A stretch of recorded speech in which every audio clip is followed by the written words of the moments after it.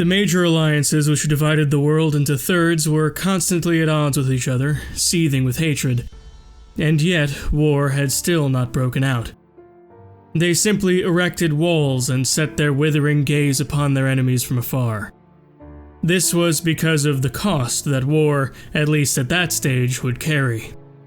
Strategic military analysts and even generals calculated a death toll of hundreds of millions due to the relatively even matchup in the event of a war. And so they waited and specialized. Madso had the distinct honor of being masters of the sea and sky, capable of logistically complicated bombing runs and even fairly precise airstrikes. These craft were ferried about the entire world by the premier navy of their time, featuring a number of aircraft carriers and flotillas of battleships. Quad C, however, was the master of the land. They had the largest infantry force by the numbers, backed up by the most robust armor columns anywhere in the world. Both sides saw nothing but doom in a war, with Madso bombers turning cities to rubble and choking off access to the outside world, while Quad C tanks steamroll any and all defenses against them, and an endless mass of fanatic ideologues lay waste to civilization itself. As such, they looked outward, to the neutral nations in Africa and Southeast Asia, hoping to influence them and gain advantage over their rivals in this way. Such began a period known as the Dark Decade, where perfidious agents from Madso and Quad C sought to influence foreign nations in their own interests. The first of these conflicts was in Bukhara in 1937. Bukhara, one of the historical early adopters of gunpowder back in the day, had fallen on hard times. After a series of corrupt rulers, the realm eventually fell to infighting, leading to industrialism simply passing them by, and for the last century or two, they had remained a tribal backwater, divvied up between a few dozen major nomadic families that sometimes came to blows. The two largest of these were the Bahadur, who were the de facto royal family, with their patriarch Iltazar given the title of Khan, and the other being the Murad family, known for being, somewhat confusingly, fully literate raiders and highwaymen. This Murad family had taken to trading with the outside world, and found the ability to read made such a thing far easier to navigate, and it was mandated by their chieftain, Akmal Murad, that their children be taught how to read. Akmal was known by the title of Kagan. The two families had struck a tenuous peace, but alas, to their east was a major Madso member, and to their west lay the entire Quad C.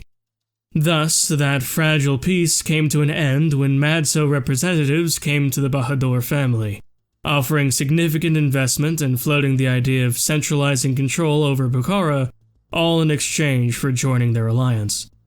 Khan Iltazar Bahadur was overjoyed, and welcomed these representatives with open arms. Over the next few months, a central bank was established which dealt in Occidental dollars. Public schools were opened, cities were modernized, the water was made safe to drink, and most of all, the soldiers were trained to use firearms. In March of 1937, while this process was still ongoing, Iltazar ordered his soldiers to go out into the countryside and subdue the tribes, so as to truly have control over his country. He easily subdued most of them, securing all but the northwest by April.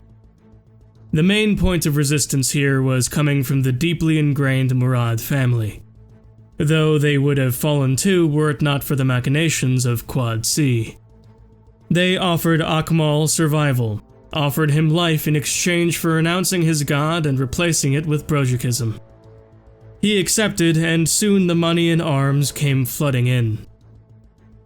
By July, the mosques were demolished, schools were opened, the water was made safe to drink, the economy was given over to a central committee, and the newly fashioned Marshal Murad led a counterattack on the Bahadur family. The bloodshed was immense, as a people who had been fighting with muskets on horseback until a year ago had been introduced to the immeasurable carnage of modern war. The forces of Murad pushed south and across, even invading and annexing Sibir, until the north belonged to him. Soon, both sides stopped funding their schools, their waterworks went unmaintained, and yet more of their sons were taught to fire guns. The bloodshed was so great, and the powers that were behind the war were so concerned that their investments would go to waste, that they each told their faction to stand down and sign a ceasefire, founding the Bukhara People's Commune in the north and the Kingdom of Bukhara in the south. Confused refugees crossing the border in each direction until they were closed for good in January of 1938. A lightning war it was, and Bukhara was torn in twain as it was forced into the modern world. It was this model that would define the Dark Decade. In February of 1938, the Madso Anti-Subterfuge and Terrorism Intercessor Office was formed, known only as the Intercessors to many, and it was their goal to find, thwart, and in some cases preempt communist influence wherever they found it necessary to do so. For example, later that same month, the King of Brunei, Mohammed Agapito, had become wildly unpopular for selling islands in the northeast to Lakandu in order to achieve financial liquidity for his realm. As such, the people rose up in a revolution which began in the province of Luzon, near where such contentious land was being sold off. The revolutionaries were communist in character, and by March they were receiving support from Quad C and had taken nearly all of those islands, including those sold to Lakandu, which Lakandu decided not to trigger a war over. This, however, still posed an issue to King Mohammed Agapito, who still wanted to be king. As such, the intercessors were dispatched, and they informed Mohammed on all he must do to save his country. One of these things was to step down, as his spending habits were bad for Brunei. He refused to do so, and for this he quietly drowned while in his private baths. Indeed, a terrible accident. The Republic of Brunei was then formed under President Hazrul Abdurrahman, who in the interests of security and expedience would serve an unlimited term until the communist threat had been dealt with. The Pacific Union of Brunei was formed under the auspices of the Quad C, and indeed fighting on both land and at sea would continue at a continuous clip for many years to come. Yet another example was the Republic of Congo in 1940, which was preparing to join the Council of Sovereignty.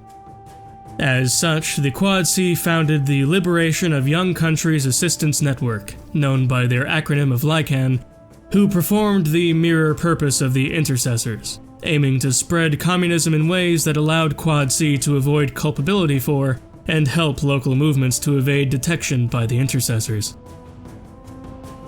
First, LICAN agents assassinated President Prat Nsindi and placed a prominent warlord in his office, General Mamadou Kasongo.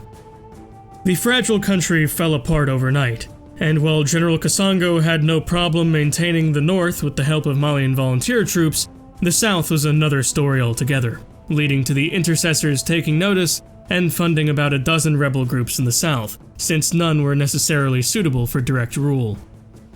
That fighting would also go on for many years, with volunteer divisions from Mali in the north and the Burgos Federation in the south, Burgosi technocrats eventually characterizing the coalition of southern tribes as a confederal republic of the Congo, while the north was known as the Congo Commune. At the moment, these places were fuel for the fire that was the Dark Decade, but still, the Council of Sovereignty was made distinctly nervous by this development. Indeed, it would only be a matter of time before the owl and the bear came to thin out their herd next.